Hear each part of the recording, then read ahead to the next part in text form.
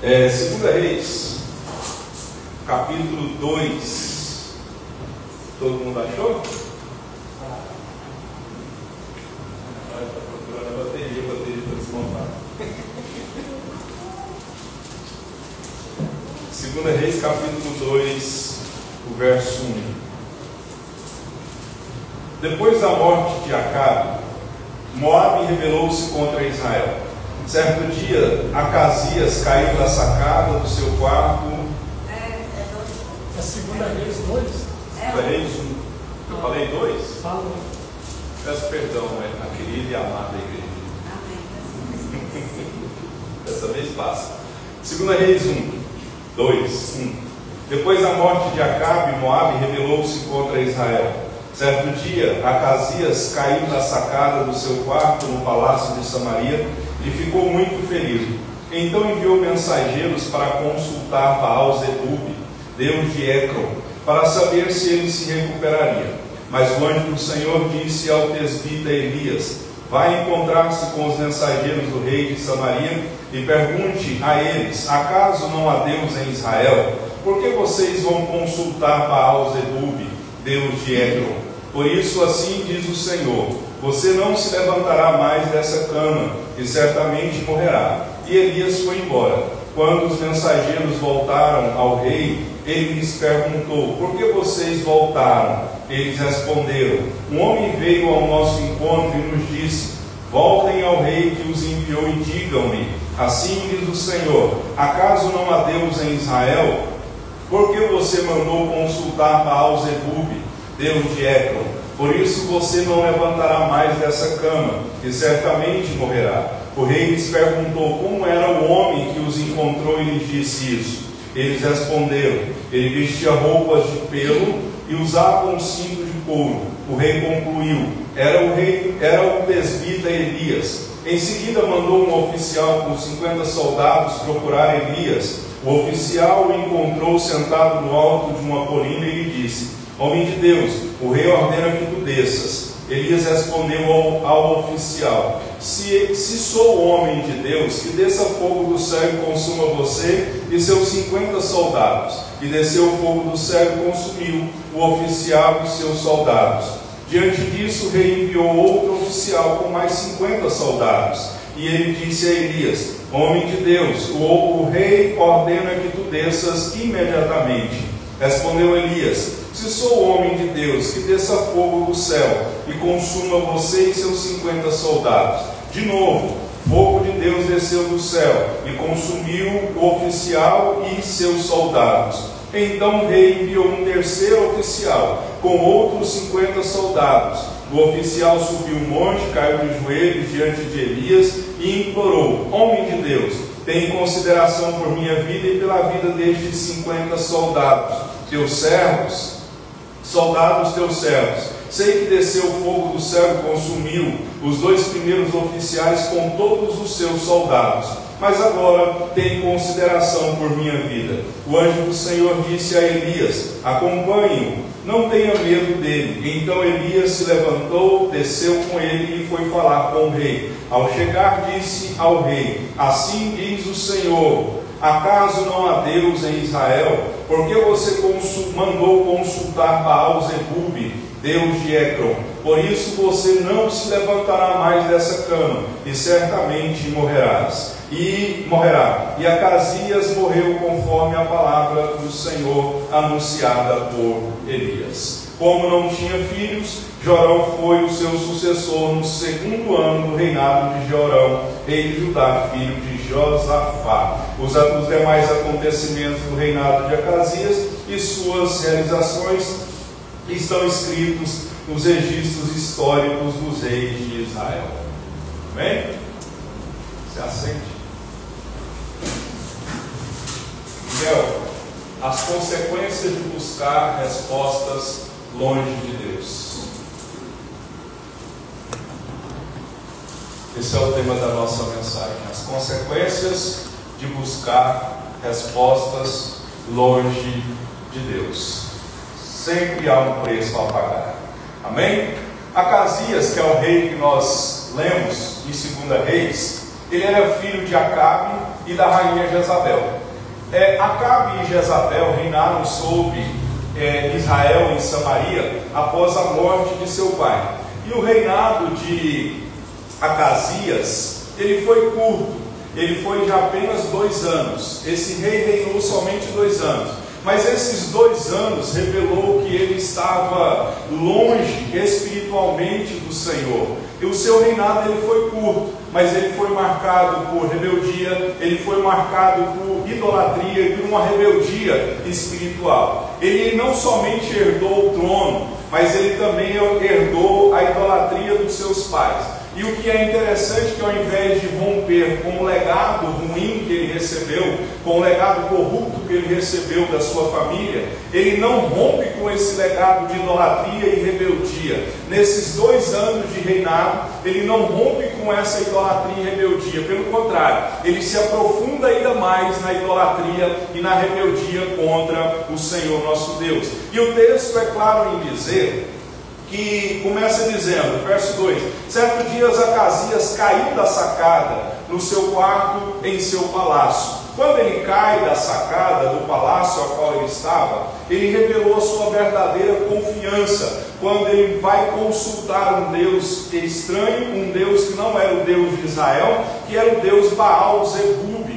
No momento crítico, ao invés dele consultar o Deus de Israel, o Deus Todo-Poderoso, ele mostra com esse gesto quem realmente ele confiava e quem realmente ele era. Essa decisão mostra que ele conhecia o Deus de Israel, assim como eu e você, nós conhecemos a verdade do Senhor. Mas o problema é que esse rei, apesar de conhecer a verdade do Senhor, ele ignora a verdade do Senhor. Essa mensagem, preste atenção, é um alerta para quem conhece o caminho de Deus, mas ainda assim escolhe desobedecer o caminho do Senhor. Tiago, no seu livro, ele diz: aquele que sabe o bem que deve fazer e não faz, ele acaba pecando contra o Senhor. Esta é a história do rei Acasias, um homem que conhecia o caminho de Deus, conhecia a verdade de Deus, conhecia o Deus de Israel, mas apesar de tudo isso, ele ainda assim, ele escolhe desobedecer ao Senhor. Ele conhecia a verdade, ele tinha acesso à verdade, mas mesmo assim ele escolhe se rebelar contra o Senhor. Ele conhecia a vontade do Senhor. Então a trajetória de Acasias mostra que saber o caminho não basta, é preciso andar nele. Não basta você e eu conhecermos a verdade de Deus. Nós temos que, além de conhecer, nós temos que andar nele. Porque Tiago, lá no Tiago capítulo 2, se eu não me engano, ele diz que aquele que ouve, vamos ler para eu não falar besteira. Livro de Tiago.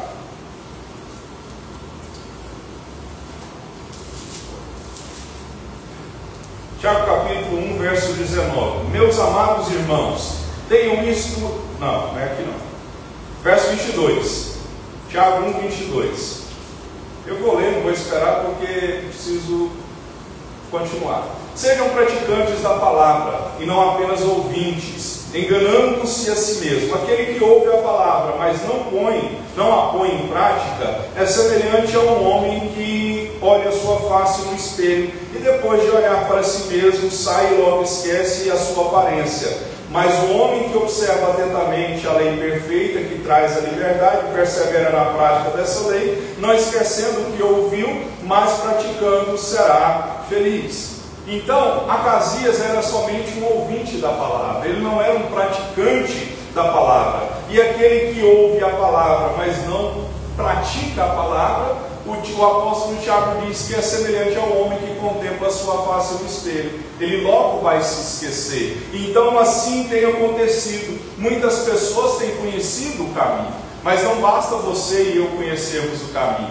É necessário e é importantíssimo você andar de acordo com aquilo que você ouve, de acordo com aquilo que você lê dentro da palavra. Por quê? Se você e eu não andarmos de acordo com aquilo que a palavra de Deus fala aos nossos ouvidos, quando a morte chegar, ou quando Cristo chegar, eu parei porque passou o caminhão, passou um ônibus, pensei que era o ônibus da Copa, é o ônibus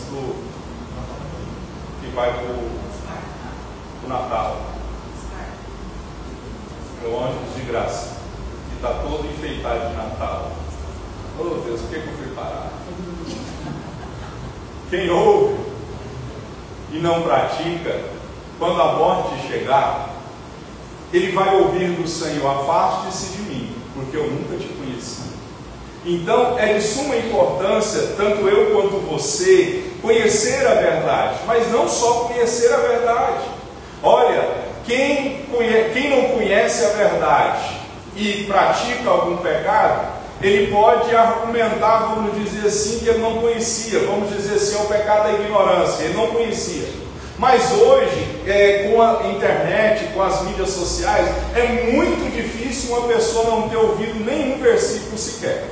É muito difícil. Então todos, na maioria da população do mundo, obviamente que tem lugares que não chegou ainda, mas o que eu quero que você entenda é que essa história nos adverte que nós precisamos não somente ouvir, nós temos que praticar. E aqui Acasias, após ele ter caído da sacada, e a Bíblia diz que ele ficou bastante ferido, não sei a altura da sacada, do prédio que ele estava, do palácio que ele estava, mas olhando os filmes de antigamente, na nossa mente aqui, não era sacada muito baixa. Então certamente ele deve ter se machucado, quebrado o braço, quebrado a perna, quebrado a coluna. Eu estou aqui conjecturando, imaginando, eu não sei, a Bíblia não dá esses pequenos detalhes. A Bíblia diz que ele caiu e ficou bastante ferido. O que aconteceu?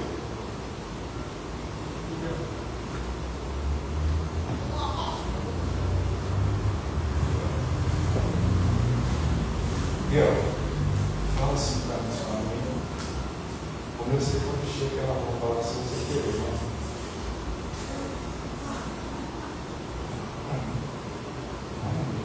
Ela não sei para ficar dançando. Não é? É porque ele é o super-homem, ele é a Mulher Maravilha nas corridas, nas maratonas. Ela foi, você correu 40 aí? Lá em. Foi 21. De Deus não, gente. Isso aí não é de Deus. Isso não é de Deus. Correr 21 quilômetros. E o problema é que meu filho foi contaminado com esse vírus de caminhada agora de corrida. Ontem ele correu mais 5 quilômetros. Daqui um dia vai para 10. Daqui um dia vai para 15. Daqui um dia vai para 42. Que é a maratona. Vai para Ironman. Nadar, correr e andar de bicicleta. Bem? Continue, isso é bom, a saúde deve ser cuidada. O que acontece? A queda da sacada que Acasias teve, revelou a realidade interior, ou seja, mostrou o que estava verdadeiramente dentro do coração dele. Porque o texto é claro em dizer: certo dia caiu da sacada e ficou muito ferido. Mas o que aconteceu? Essa queda de Acasias não começou quando ele caiu da sacada, ela começou muito antes, quando ele decidiu viver longe da vontade do Senhor. Porque por muito tempo, certamente nesses 2 anos, nesse período curto de reinado de Acasias, ele ignorou deliberadamente a vontade do Senhor, desprezando a sua palavra. Ele rejeitou certamente tudo aquilo que vinha do Senhor. E o grande problema que essa mensagem traz aqui foi que, ao cair da sacada, ele envia mensageiros para consultar um Deus chamado Baal-Zebub, mostrando que ele não queria ouvir Deus. Então essa queda física mostrou que ele era frágil espiritualmente, mostrou que ele estava afastado do Senhor. O acidente não cria o problema, o acidente apenas revela o que estava dentro do coração dele, que é o afastamento de Deus. Aí você pode perguntar: o que isso tem a ver comigo? Entenda o seguinte: as crises revelam como está a nossa fé. As dificuldades mostram quais são as nossas prioridades. As dificuldades mostram se nós dependemos de Deus verdadeiramente ou não. A grande pergunta aqui que Deus faz para mim e para você é: como anda a sua fé? Porque quando o problema vem, a gente percebe que as crises elas funcionam como um espelho espiritual, que mostra a condição verdadeira do coração. Quando chega um problema, ela revela onde está a sua fé, se ela está firmada em Deus ou não. Porque quando a crise chega, se nós murmuramos, reclamamos ou questionamos, nossa fé, ela não vai ser fortalecida. A nossa fé, se a nossa fé é superficial, a crise vai fazer com que ela fique mais enfraquecida. Eu estive pregando ali na igreja Nascer de Novo, ali no Senador Canedo. A gente sempre prega lá, de vez em quando os pastores nos chamam. E eu falei o que eu sempre falo aqui para vocês. O problema não é o problema. O problema é como eu reajo ao problema. Eu citei essa frase lá várias vezes. O problema não é o problema é como eu reajo ao problema. Então, quando Acasias cai da sacada, ele mostra o que estava no coração dele. E quando a dificuldade chega na minha porta ou na sua porta, nós mostramos para Deus e para aqueles que estão ao nosso redor o que verdadeiramente está dentro do nosso coração. Se a crise chegou, a porta fechou, a dificuldade chegou, a enfermidade chegou, algum problema fora do seu planejado e esperado chegou, e nós reagimos com murmuração, questionamento, a nossa fé, ela não foi fortalecida, ela foi enfraquecida ainda mais. Então a queda desse homem da sacada mostrou o que estava dentro do coração dele. Se você ler Deuteronômio, Deus disse assim para Israel: eu fiz vocês passarem fome, eu fiz vocês passarem por dificuldades, para ver se vocês guardariam os meus mandamentos ou não. É para isso que as provações servem, para mostrar para Deus, para nós na verdade, porque Deus conhece, e para mostrar para aqueles que estão ao nosso redor. Ontem eu estava pregando sobre Josué e Caleb, os espias. 10 falham, 2 passam no teste, 10 mostram diante da crise o que tinha no coração deles: medo, murmuração, questionamento, rebeldia. 2 mostram o que tinha no coração deles: fé, coragem, ousadia, dependência. Então a grande pergunta é: se a crise chegar, ou se ela chegou, como você se portou? Ou como você vai se portar diante da dificuldade? A segunda coisa que o texto nos traz é que legados espirituais... Não. Está errado, eu fiz errado. Passo para frente. Não, eu não fiz esse passo para frente. Volta. Eu não fiz o slide, mas enfim. Os legados espirituais importam. Porque o texto diz o seguinte, a parte 2 do versículo diz assim: então enviou mensageiros, logo após ele ter caído da sacada do seu palácio. Esse rei Acasias enviou mensageiros para consultar Baal-zebub, deus de Ecrón, para saber se ele se recuperaria.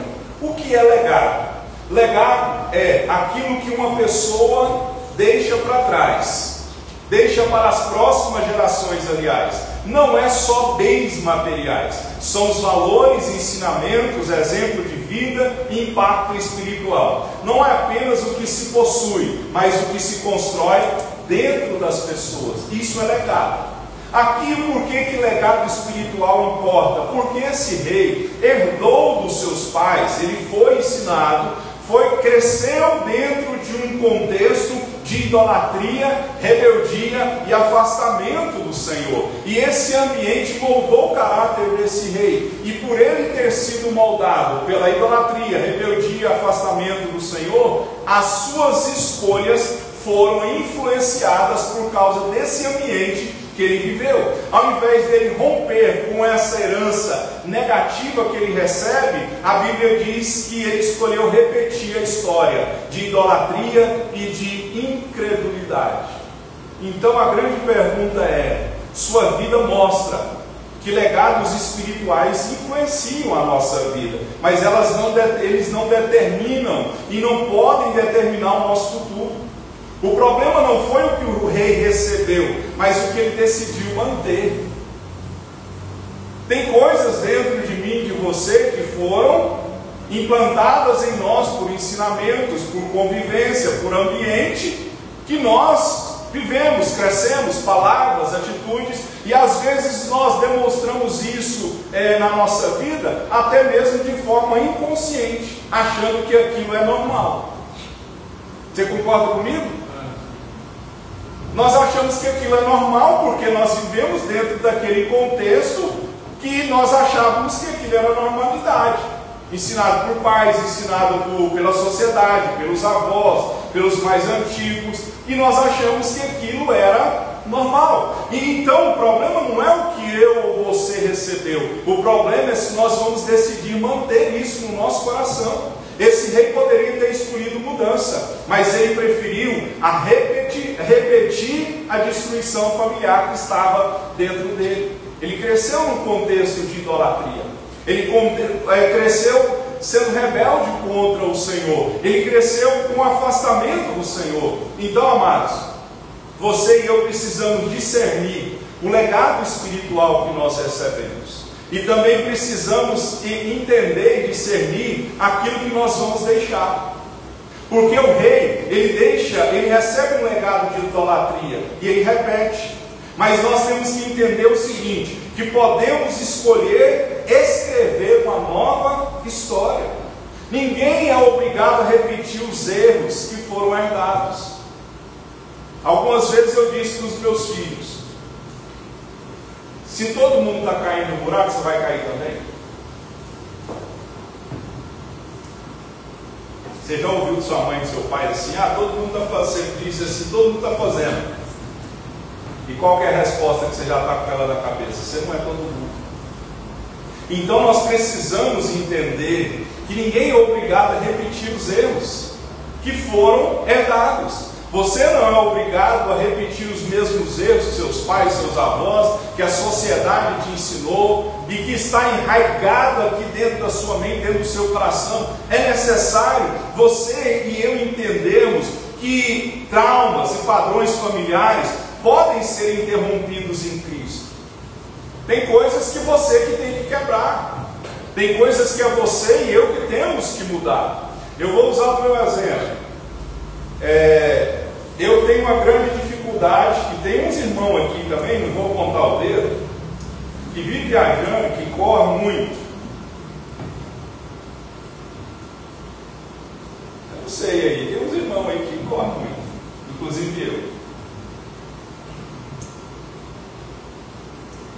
Quando o Mateus, meu filho, pegou carteira, não sei se ele lembra disso, eu disse para ele assim, não repita os erros que o seu pai repetiu, que o seu pai fez no trânsito. Só que eu usei outra palavra. Se eu usar ela aqui agora, vai ficar feio. Eu disse para ele, não faça as mesmas besteiras que você já me viu fazendo no trânsito. Vou perguntar para a esposa dele, que manda nele agora. Ele corre? Não, né? Ele anda devagarinho. Até demais. Agora me responde, Isadora, quando o seu sogro passa, que vai para o mesmo caminho que você, seu sogro passa devagarinho? Pode falar. Não. Um dia eu fui levar o Mateus em casa e a Isadora pediu a localização atual, né? Como é que é? Localização em tempo real. O Mateus, que nós íamos jantar lá e para apressar a comida, aí ela chegou e falou para o Mateus, eu nunca vi esse pontinho no mapa andar tão rápido, igual eu vi. Então o que eu quero dizer com isso? Que você não é obrigado a repetir os erros herdados. Vou usar meu pai. Pai, o senhor bebia muito? Mais ou menos muito. Mais ou menos muito. Mais ou menos muito. Meu pai tinha dois amigos de cachaça. Era o Tadeu e o Maurício. Deus já levou os dois. E Deus está sendo bom com meu pai e mantendo e prolongando os anos de vida do meu pai, graças a Deus. Quando esses três reuniam, gente, eles tinham assim, eu não sei o que tinha, acho que era.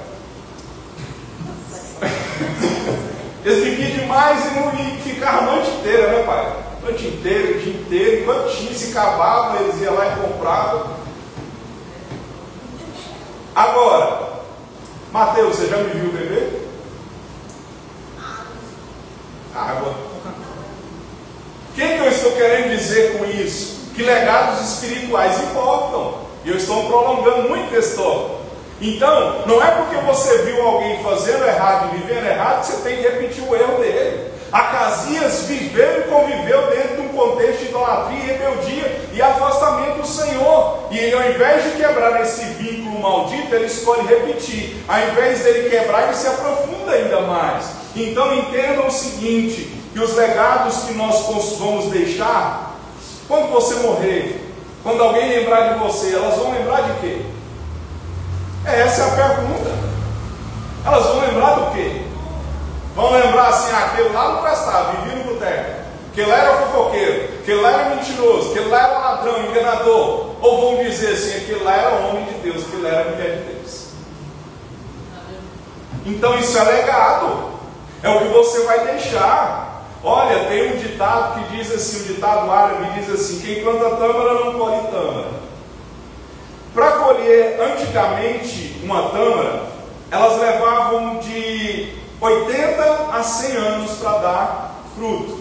Hoje, com a manipulação genética, o tempo de frutificação diminuiu bastante. O que eu quero dizer com isso? Que coisas, elas levam muito tempo para dar fruto. Às vezes isso que você está plantando agora, seja bom ou seja ruim, pode até ser você que não vai colher, mas se você fizer coisa ruim ou boa, alguém vai colher. Quem tem filho principalmente. Então entenda o seguinte, leva tempo para um legado ser formado. Então vale a pena orar, vale a pena plantar fidelidade, porque a gente tem que entender, em Cristo qualquer pessoa pode interromper ciclos de dor, pecado e desobediência. Não repita erros antigos, reescreva a sua história no Senhor. Não repita os erros antigos que você viu e que está no seu contexto. Reescreva a sua vida. É por isso que quando eu me converti, um versículo que ficou guardado, marcado, e que eu levei ele comigo por muito tempo, foi 2 Coríntios 5,17. Se alguém está em Cristo, é nova criatura, as coisas velhas se passaram. Estamos entendidos? Não repita os erros que você... Calma, dona Sandra, calma. Isso acontece. Ficou nos desesperos, sei lá. Amém? Então, vamos lá. Já está aí, volta. Volta. Isso. Quem você procura na crise revela quem você adora. Porque o texto diz, parece que eu estou repetindo, só estou repetindo o versículo, mas você vê que ele fala de diferentes formas. Quem você procura na crise revela quem você adora. Então enviou mensageiros para consultar Baal-zebub, deus de Ecrom, para saber se ele se recuperaria. Após o acidente, o rei não busca o Deus de Israel, ele busca o Deus feitos por mãos humanas. Se você ler Salmo 115, o Salmo 115 ele diz assim, vou esperar vocês lerem, então viu os mensageiros, ali o rei está dando. O Salmo 115 diz assim, tem boca, mas não fala, tem olhos, mas não vê, tem nariz, mas não cheira, tem mãos, mas não apalpam, tem pés, mas não andam, tão pouco podem fazer bem, ou tão pouco podem fazer mal. Isso era o Deus que o tal das Acasias estava adorando. Então a gente percebe que ele não se humilhou, ele não orou ao Senhor, ele não procurou os profetas do Senhor, ele preferiu consultar um Deus estranho, que era Baal-zebub, mostrando que ele tinha confiança não no Deus vivo. Ele confiava num Deus estranho, que não era o Deus de Israel. Então a busca, quando o problema chega, quem você procura revela quem você adora. Porque a busca revela a adoração. Quando você está doente, você vai aonde? O médico. No hospital. Não é? Quando você está com fome, o que você faz?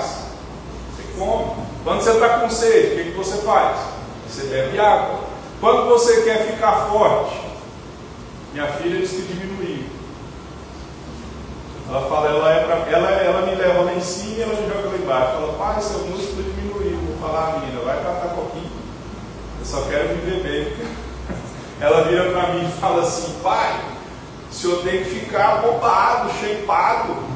O povo olhar para o senhor e falar assim, nossa, aquele lá está grande, eu quero ficar igual ele. Eu falei, não, deixa eu quero. Então o que acontece? A busca revela o que você quer. Não é? Aonde você vai, mostra o que você está procurando. Então o que acontece? A maneira como nós reagimos revela onde está a nossa fé. Então a pergunta que fica aqui é, quando a dor aperta, nós buscamos a Deus ou buscamos alternativas humanas? Porque muitos, quando a dor aperta, buscam orientação em fontes espirituais falsas, ao invés de buscar em Jesus. Quais são essas fontes espirituais falsas que muitos hoje estão buscando? É aquele crente que tira a foto. A mulher, vamos pegar o exemplo, ela, além de mostrar o seio, né, com um decote grande, já falei isso aqui muitas vezes, ela tira a foto assim, de cima para baixo, para mostrar o seio, né? Aí ela escreve assim, Senhor meu pastor, nada me faltará. Embaixo do Senhor meu pastor, nada me faltará, está o signo, câncer. Você tem que entender, ou você é crente, ou você confia em signo, em horóscopo. Os dois não dá. Porque isso é buscar adoração e revelação em coisas erradas. Então a gente percebe a idolatria, muitas pessoas buscam a cartomante, muitas pessoas buscam respostas de pessoas que já morreram, não é? Eu quero te dizer, eu tenho uma triste notícia, quem morreu ele não sabe do que está acontecendo aqui não.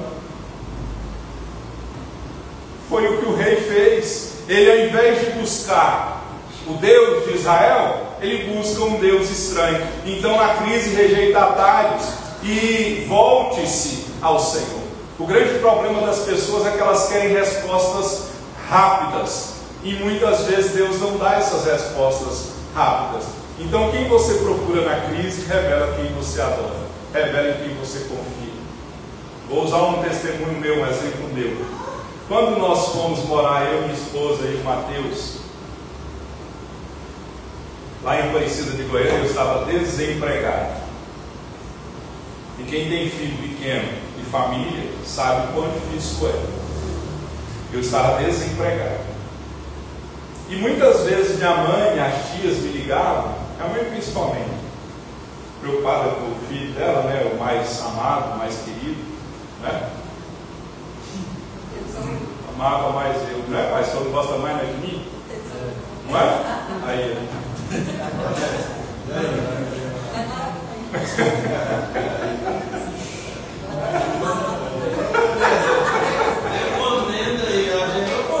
Cadê o contenda?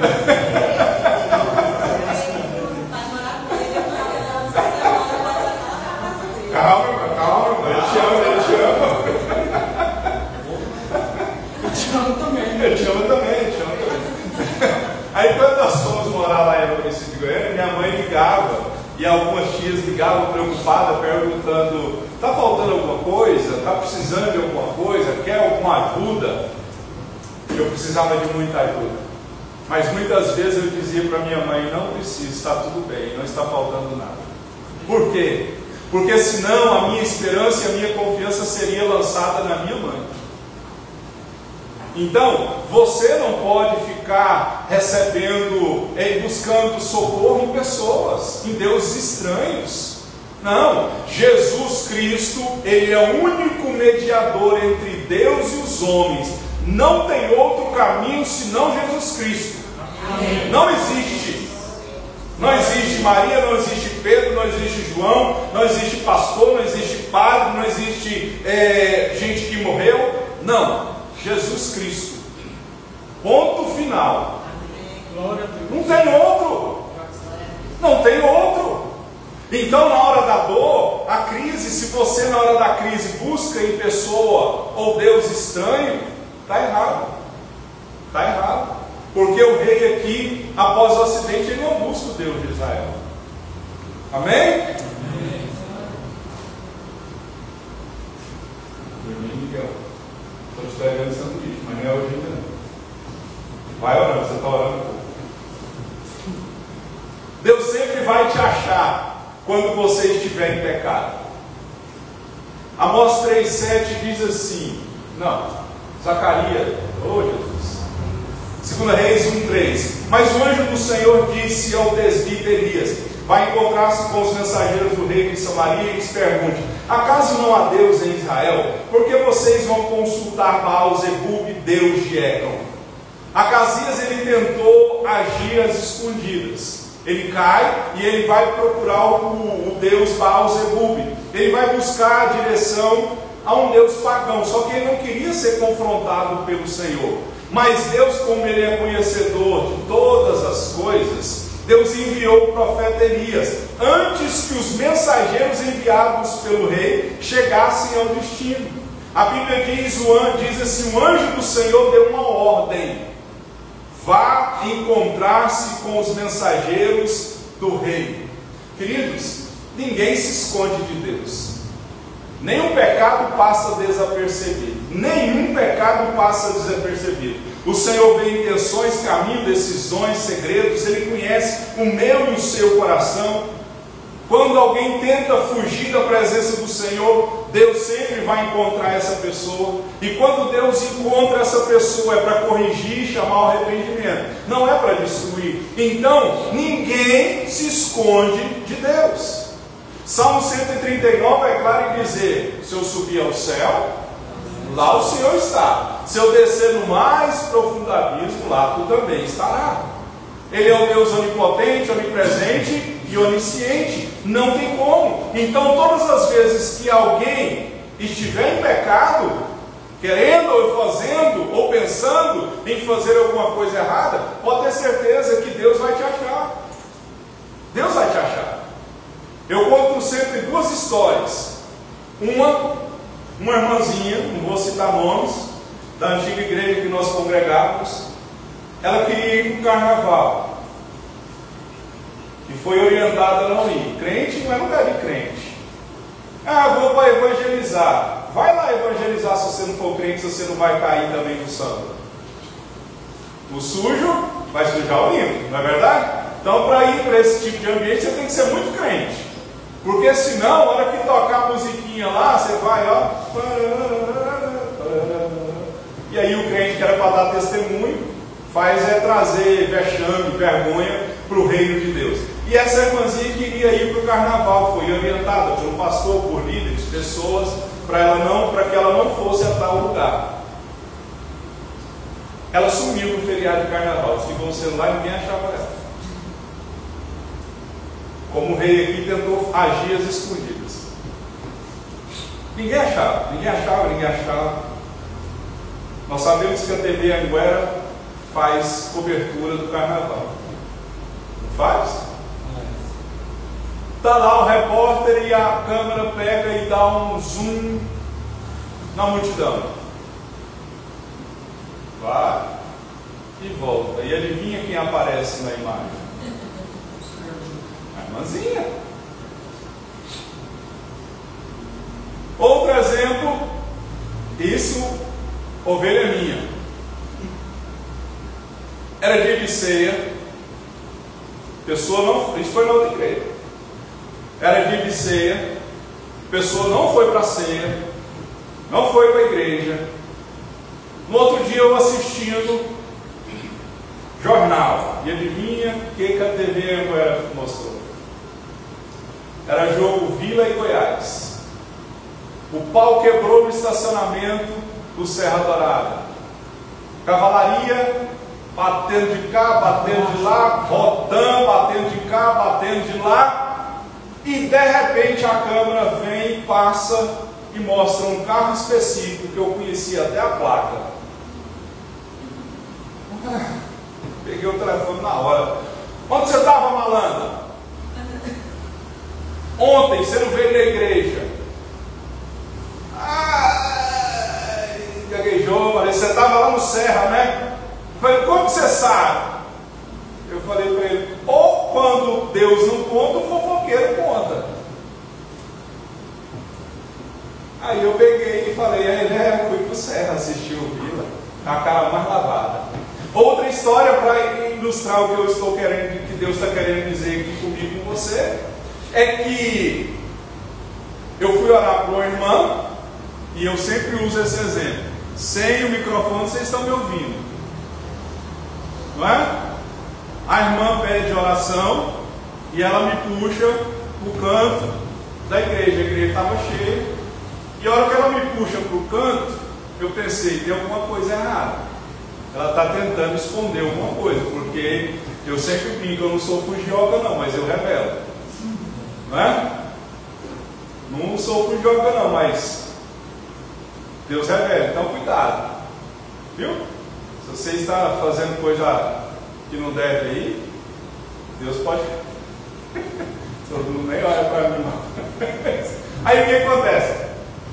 A irmãzinha pega, eu oro para ela, e quando eu começo a orar para ela, Deus já começa dizendo assim: eu vi onde você foi, eu sei o que você fez, eu vi com quem você estava, mas quando você saiu de casa, você disse para mim assim: eu vou nesse lugar com essa pessoa, fazer tal lugar, só que eu não quero que ninguém me veja.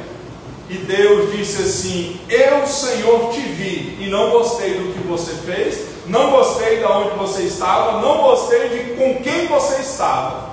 E ela chorou. Então, Deus sempre vai nos achar quando nós estivermos em pecado. A pergunta feita pelo profeta Elias expõe o coração do rei: acaso não há Deus em Israel? Deus estava dizendo para o profeta Elias: eu vi o que você, pro rei Acasias, eu vi o que você fez, sei para onde você está indo e eu estou aqui. Então, queridos, Deus ele sempre vai nos confrontar quando nós estivermos em caminhos errados. Amós capítulo 3, verso 7 diz assim: Deus não faz nada sem antes revelar aos seus servos os profetas. Se eu ou você estiver trilhando um caminho longe de Deus, Ele vai nos achar. Ele vai enviar uma palavra, Ele vai enviar uma pessoa, Ele vai enviar uma situação, ou até mesmo um silêncio que vai nos confrontar, mas certamente Ele vai nos encontrar. Ele vai nos encontrar. Então, conselho de amigo que eu te dou: vigia e ora, para que não caia em tentação. O espírito do homem está pronto, mas a carne, ela é fraca. Quando se fala de pecado, não há conversa. Quando se fala de pecado, não há argumentação. Quando se fala de pecado, a Bíblia manda você fugir. Corre, corre, porque se você não correr, vai cair.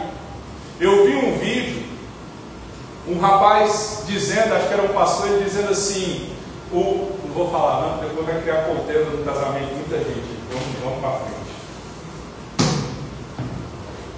Depois, porque tem esposa que é muito ciumenta. Aí se eu falar isso aí, aqui vai entrar dentro do carro qualquer. Pode falar, Vou falar. Foco na mensagem. Deus sempre vai te achar quando você estiver no pecado. Amém? Fica esperto. Corre, não argumenta com o pecado não. E se estiver fazendo alguma coisa errada, ou pensando em fazer alguma coisa errada, seja em qual área for, Deus vai enviar alguém para te exortar. Vigia. Amém? Amém? Por quê? Olha aqui. Olha o próximo tópico. Deus adverte antes de julgar. Ele não age precipitadamente. O verso continua dizendo assim: mas o anjo do Senhor disse ao tesbita Elias: vai encontrar-se com os mensageiros do rei de Samaria e lhes pergunte: acaso não há Deus em Israel? Por que vocês vão consultar Baal-zebub, Deus de Ecrom? Por isso assim diz o Senhor, você não se levantará mais dessa cama e certamente morrerá. E assim Elias foi. Antes de Deus trazer juízo, Deus sempre vai enviar uma palavra. Acasias estava trilhando o caminho errado, mas Deus não deixa esse homem seguir sem ser confrontado. O confronto, a pergunta que confrontou esse homem, é uma pergunta que foi repetida, se eu não me engano, 3 vezes nesse capítulo. Por acaso não há Deus em Israel? Primeiro Deus adverte, e o versículo seguinte mostra que após a advertência veio o anúncio do juízo: você certamente morrerá. Isso mostra um padrão divino presente dentro da Bíblia. Deus não julga sem antes avisar. Primeiro Ele vai expor o meu ou o seu pecado, vai mostrar o caminho, vai oferecer o arrependimento. Se nós não atentarmos à advertência do Senhor, virá o juízo. Porque a advertência é a misericórdia de Deus agindo antes do juízo. Você já viu quem que pode dizer, não precisa dizer o que? Só levanta a mão. Você foi fazer alguma coisa errada, ou estava fazendo aquele planinho na cabeça. Quem já fez o planinho do mal na cabeça? Né? Você ia fazer o planinho do mal estava sendo planejado na mente aqui. Aí de repente Deus usa uma situação, uma palavra, um pastor, um vídeo, alguma coisa, um conselho, e te adverte. Já aconteceu com você? Isso é misericórdia de Deus agindo antes do juízo. Se nós insistimos, persistimos, o juízo vem. Então quando Deus adverte, não é para destruir, é para evitar uma queda maior. Então o problema do rei aqui nunca foi falta de aviso, foi dureza de coração. Não foi falta de aviso. Vou repetir Amós capítulo 3, verso 7. Deus não faz nada sem antes revelar aos seus servos, os profetas. Ele sempre vai falar. Ontem, na igreja que eu estive pregando, um dia eu quero que você vá lá comigo, para você conhecer quão maravilhosa é aquela igreja. Uma igreja bem estruturada, uma igreja muito bonita, um templo bem grande, bem espaçoso. E eles compraram aí o lote do lado, fizeram um salão de festa, fizeram um jardim muito bonito. Lá atrás tem salas, sala para estudo, cozinha. Uma igreja assim que toda vez que eu vou lá eu falo para os pastores, é o sonho de todo pastor, é aquela igreja ali. E eu fui usado ali por Deus para dizer algumas coisas para os pastores após a mensagem pregada. E depois, quando acabou o culto, eles disseram: pastor, o Senhor Deus usou o Senhor para falar o que nós tínhamos comentado durante esta semana. Então, queridos, Deus ele sempre adverte antes de julgar. O problema não é falta de aviso para mim e para você. O problema é a dureza do nosso coração. Muitos ignoram os alertas que o Senhor nos dá. E quando Ele adverte, é amor. Quando Ele corrige, é graça. Quando Ele confronta, é cuidado. Então, olhe para mim, por gentileza. Não se esqueça, todo juízo começa quando toda advertência de Deus é rejeitada. O juízo de Deus só vai vir para mim e para você quando nós rejeitarmos a advertência do Senhor. É Deus dizer assim: não vai, não faz, não fala, para. Se nós passarmos desse limite que é a advertência, aí, queridos, o juízo vai vir. E o apóstolo Paulo disse assim: dura coisa é cair na mão do Senhor. Não queira cair na mão do Deus Todo-Poderoso não, porque é fria, vai dar ruim. Amém? Então, antes de qualquer juízo, Deus vai te avisar, vai te advertir. A advertência chegou, baixa a cabeça, perdão pelo que eu vou dizer, põe o rabinho entre as pernas, se humilha diante do Deus Todo-Poderoso, pede perdão, pede graça, pede misericórdia, para não ir além daquilo que o Senhor te orientou para não ir. Estamos entendidos? Amém? Então depois, se der ruim, não foi culpa minha, o aviso foi dado, a advertência foi dada. Amém? E Deus não faz nada por acaso. É 8h30 que acaba, né, pastor? É 8h30. Mas como eu sou pastor presidente, o pastor lá perguntou assim: pastor, o senhor colocou no estatuto da igreja, acaso o senhor faltar, que quem vai assumir? Eu falei: fecha. Fecha a igreja. Mateus não quer, minha filha não quer, fecha a igreja. Porque eu perguntei isso, eu colocou ele: se eu morrer, os secretários vai escolher por votação o que é que faz com isso tudo aqui. Eu falei: se eu morrer, pastor, fecha no outro dia. Infelizmente, isso é um mal, porque nós temos que fazer discípulo. Vamos ficar conversando, porque eu tenho que terminar a palavra. Se as pessoas não ficassem levantando na hora da pregação. Outra coisa, põe aí, meu filho. Olha pra cá. Não brinque com o sobrenatural, porque o texto diz assim: em seguida, o rei mandou um oficial com 50 soldados procurar Elias. O oficial o encontrou sentado no alto de uma colina e lhe disse: homem de Deus, o rei ordena que você desça. O rei envia lá um capitão com 50 soldados para prender o profeta Elias, como se ele pudesse controlar o profeta e as coisas sagradas que são as coisas de Deus, não é? E esse gesto desse homem de dizer: olha, o rei ordena que você desça, mostra falta de temor. Então, queridos, tratar as coisas de Deus com leviandade, com falta de temor, vai trazer juízo do Senhor. Então, assuntos espirituais exigem seriedade, exigem reverência e exigem temor. Quem trata o que é de Deus, as coisas de Deus, com descaso, sofre consequência.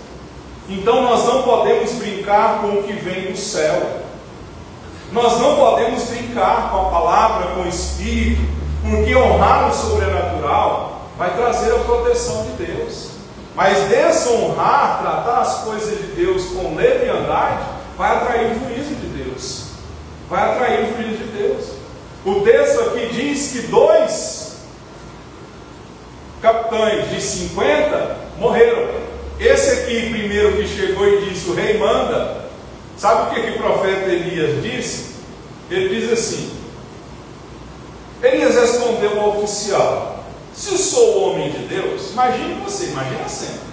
Se sou homem de Deus, que desça fogo do céu e consuma você, seus 50 soldados, e desceu o fogo do céu e consumiu o oficial e o soldado. Amém?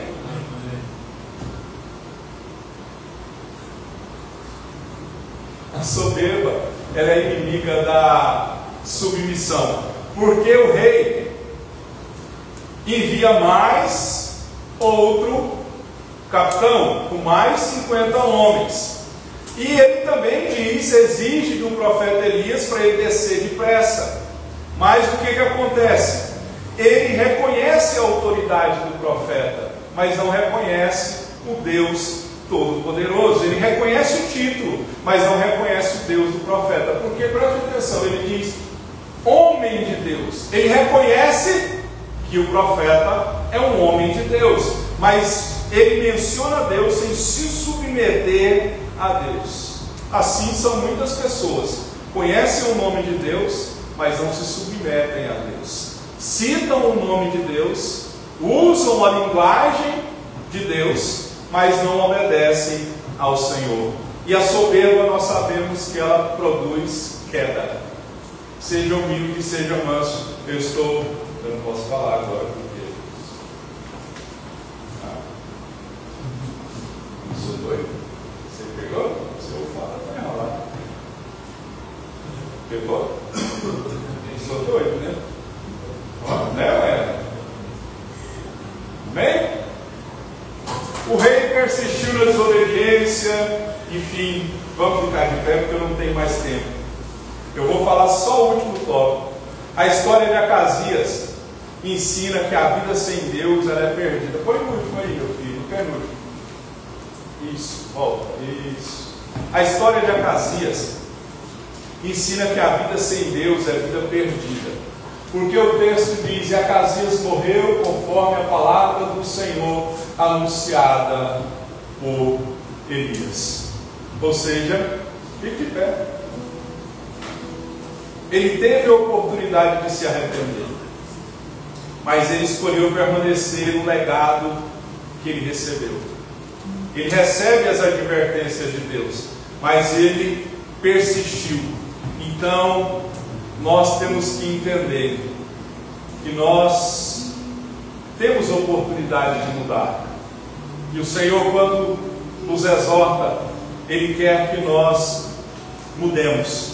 Então, essa mensagem foram as consequências de se buscar respostas longe de Deus. Não busque respostas longe de Deus, longe da casa do Senhor. Não busque, porque vai dar errado. Nós vamos orar e vamos pedir ao Senhor fé, para que quando o negócio apertar, nós continuemos buscando resposta no Senhor. Feche seus olhos, lembre de tudo que eu falei. Pergunte a si mesmo o que você tem recebido como legado. Você não precisa cometer os mesmos erros. Pai, aqui estamos diante do Senhor. Humildemente nós entramos na Sua presença, clamando a Ti graça, misericórdia e perdão. Muitas vezes nós somos como Acasias. Na hora da dificuldade nós buscamos socorro em lugares, em situações e em pessoas erradas. Nós, ó Deus, muitas vezes não nos submetemos ao Senhor. E a história desse rei, ó Deus, mostra que quando, ó Deus, nós buscamos o socorro, ó Deus, a nossa busca revela a nossa adoração. A nossa busca revela em quem nós confiamos. A nossa busca revela de quem nós dependemos. Acasias não depende do Senhor, ele depende de um Deus estranho, o Deus Baal-Zebub.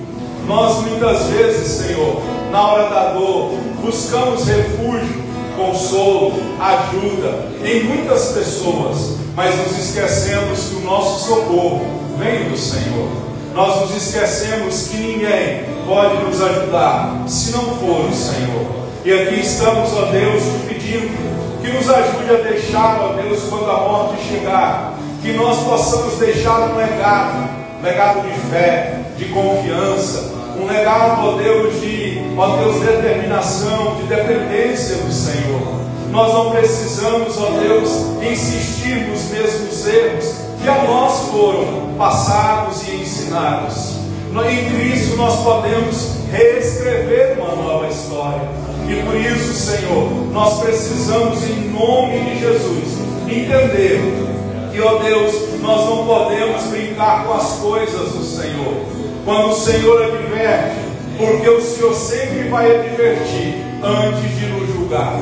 Sempre, ó Deus, antes do julgamento, virá a repreensão, virá a advertência. O Senhor não deixou que esse homem pecasse às escondidas. O Senhor enviou o profeta. Assim é conosco, Pai. O Senhor nunca deixa com que o povo do Senhor pegue com sucesso. O Senhor nunca permite com que o povo do Senhor se afaste sem ser repreendido. Ó Deus, pelo Senhor. Aqui estamos, ó Deus, porque nós reconhecemos que, ó Deus, nós não podemos brincar, tratar as coisas do Senhor e do seu reino com leviandade, ó Deus, com incredulidade, ó Deus, com descaso, ó Deus, com muitas vezes com frouxidão. Nós temos que mudar o nosso coração, que nós possamos, ó Deus, entender que vida sem o Senhor é nada, que quando nós, ó Deus, precisarmos de ajuda,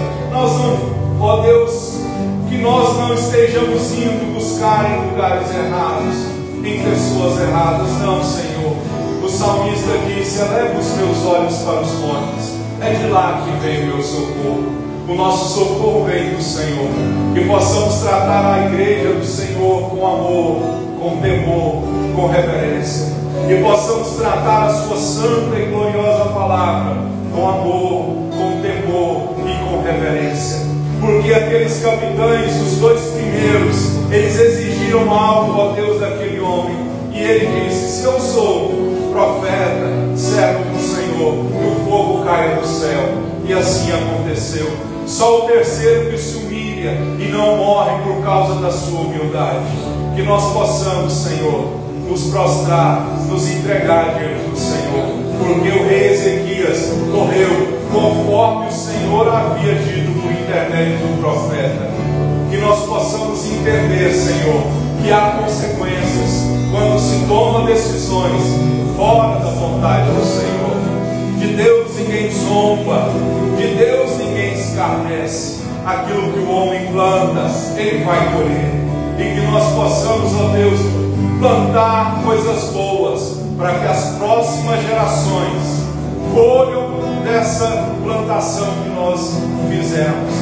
Que o nome do Senhor seja glorificado e que nós possamos entender que não há outro Deus além de ti. Somente Jesus é o caminho, é a verdade e é a vida. Somente o nome de Jesus tem todo o poder. Somente Jesus Cristo é o intermediador entre Deus e os homens. E por isso nós glorificamos o nome do Senhor. Aleluias. Glória ao nome do Senhor. Cante a Ele, ao único que é digno. Dê glória a Ele, ao único que é santo. Não há um Deus a não ser Cristo Jesus. Aleluias. Tudo bom. Aleluia, para quê? Para o louvor dele, o nome dele. Aleluia. Para o seu louvor, para o seu louvor, para o seu.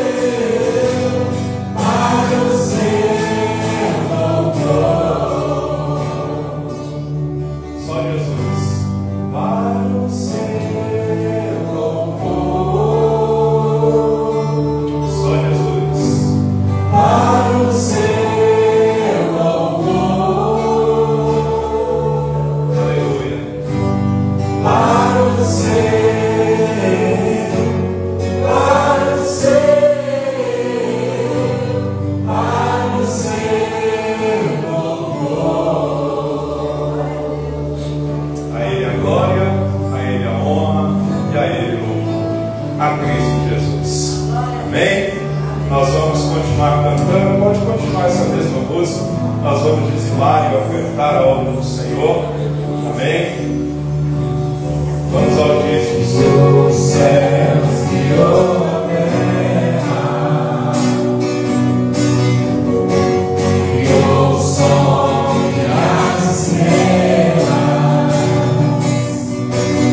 tudo Ele fez, tudo criou, tudo formou. Aleluia. Para o seu louvor, para o seu louvor, para o seu, para o seu louvor.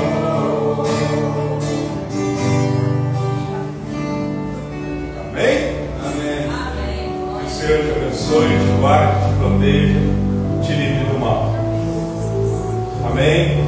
Como nós, acho que todos estão sabendo, para alegria de um e tristeza de outro, nós estamos de mudança. Por que ainda não mudamos? Porque eu não consegui achar uma sala viável, espaçosa, porque precisa de fiador, precisa de um local. Eu ainda não consegui. Essa semana eu saí 2 vezes, fui levar minha esposa no médico, e na região que eu estava querendo, eu não estou conseguindo achar. Dito isso, creio eu que eu vou ter que atravessar o porto, porque eu não queria atravessar o porto. Amém? Vai ficar ali pedando na casa da dona Sandra. Amém? Eu não queria atravessar o porto, mas pelo jeito eu vou ter que atravessar o porto. Essa semana eu vou olhar outra sala, ali perto de onde eu morava. E se der certo, deu. Amém? Na hora certa eu queria ter mudado esse mês, para não ter que pagar o aluguel no mês que vem. Não é? Mas infelizmente eu não consegui achar. Nós arrecadamos uma quantia, essa quantia está guardada, e na hora certa nós vamos achar a sala, e eu espero que, eu tenho certeza que o Senhor fará algo de novo na nossa vida. Amém? Nós vamos orar, que o Senhor te abençoe, te dê graça, te dê paz, te fortaleça, te renove, te perdoe, te santifique.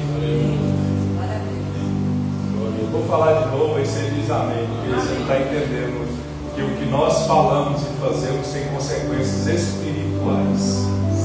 Nós trabalhamos com coisas espirituais e não carnais. Que o Senhor te abençoe, que o Senhor te guarde, que o Senhor te prospere, que o Senhor te renove, que o Senhor te santifique, que o Senhor encha você da graça dele, que o Senhor abençoe você. Amém? Amém. Iago, Deus manda dizer para você que uma grande novidade vai chegar nas suas mãos. O fruto do seu trabalho vai começar a dar fruto. O fruto dos seus dias de dor, de dificuldade, vai começar a dar fruto. Amém? Ano que vem vai ser um ano diferente. A única orientação que Deus te dá, não se esqueça que é Ele que vai fazer. Não é a sua capacidade, não é o seu intelecto, não é o seu conhecimento, não é quem está te ajudando. É Ele que vai te abençoar. Deus diz para você, é chegado um tempo que não será mais necessário a ajuda do seu pai. Amém? Não será mais necessário a ajuda do seu pai.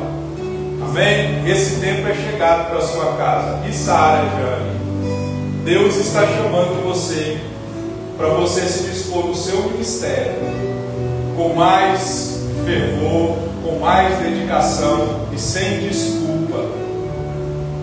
Sem desculpa. Amém? É isso que Deus tem para você. E eu espero, isso eu dizendo, Iago, que quando você começar a ganhar dinheiro, você não para de levar o quarto em casa. Porque senão Nós vai descombinar demais. Vamos orar, agradecer ao Senhor. Pai, eu quero te agradecer por este culto, por esta palavra revelada aos nossos corações. Que o Senhor, ó Deus, abençoe a semana de cada um, que o Senhor nos guie os nossos passos, mostra onde esta igreja tem que ir, abra a porta onde não tem porta, traz provisão para o seu povo, nos ajuda, Senhor, em meio às dificuldades diárias da vida. Que o Senhor, ó Deus, prospere, sustente cada um, ó Deus, dos seus filhos. E eu peço em nome de Jesus que a tua graça, a tua paz, a tua comunhão e a consolação do Espírito Santo do Senhor seja derramado sobre a tua igreja, no nome de Jesus. Amém? Eu te abençoo, está terminado em nome de Jesus. Vai em paz. Não sai correndo não, cumprimenta seu irmão, Pai, Senhor.